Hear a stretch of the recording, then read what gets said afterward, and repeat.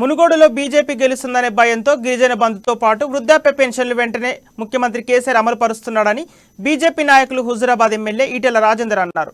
నల్గొండ జిల్లా నాంపల్లి మండల కేంద్రంలో జరిగిన సమావేశంలో ఆయన మాట్లాడుతూ 3.5 సంవత్సరాలుగా గ్రామాల్లో సర్పంచులకు పైసా నిధులు లేవని, మునుగోడు బై ఎలక్షన్ రాగానే ముఖ్యమంత్రి కేసీఆర్ మళ్లీ సంక్షేమ పథకాల పేరిట ప్రజలను మోసం చేసేందుకు సిద్ధమయ్యాడని ఆరోపించారు. ఇప్పటికైనా ప్రజలంతా గమనించి టీఆర్ఎస్ ప్రభుత్వానికి బుద్ధి చెప్పాలని కోరారు. నీ బిల్లులన్నీ పాత బిల్లులన్నీ కూడా క్లియర్ చేస్తాం, ఇంకేం కావాలో చెప్పమని అడిగే పరిస్థితి వచ్చింది. ఇవాళ మీ ఊర్లో ఇప్పుడాగా చెప్పిండ్రు 3.5 ఏళ్ళు అవుతుంది ఈ గవర్నమెంట్ వచ్చి. మళ్ళా నేను కూడా అలానే ఉన్నా 3.5 ఏళ్ళు అవుతుంది. ఒక్కనాడైనా ఆయన చెప్పిన మాట ప్రకారంగా భర్తలు చనిపోయిన ఆడబిడ్డలకు పెన్షన్లు వచ్చినాయి 3.5 ఏళ్ళ నుంచి. 2018 ఎన్నికలప్పుడు ఇచ్చినంటే మళ్ళీ ఎప్పుడు కూడా భర్తలు చనిపోయిన వాళ్ళకి పెన్షన్ రాలేదు, భర్తలు వదిలిపెట్టిన వాళ్ళకి పెన్షన్ రాలేదు, 65 సంవత్సరాలు నిండిన వాళ్ళకి పెన్షన్ రాలేదు.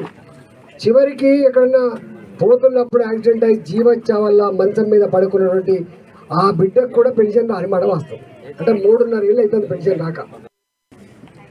రెండోది ఏమో జరిగారా ఎన్నెళ్ళేంది మా సర్పంచ్ సాబ్ ఇక్కడ మరి మాతో ఉండలేదు అని, సర్పంచ్ సాబ్కి అయితే 3.5 ఏళ్ళ నుంచి వెళ్ళి కనీసం వాళ్ళు చేసిన పనులకు బిల్లులు కూడా రాలే.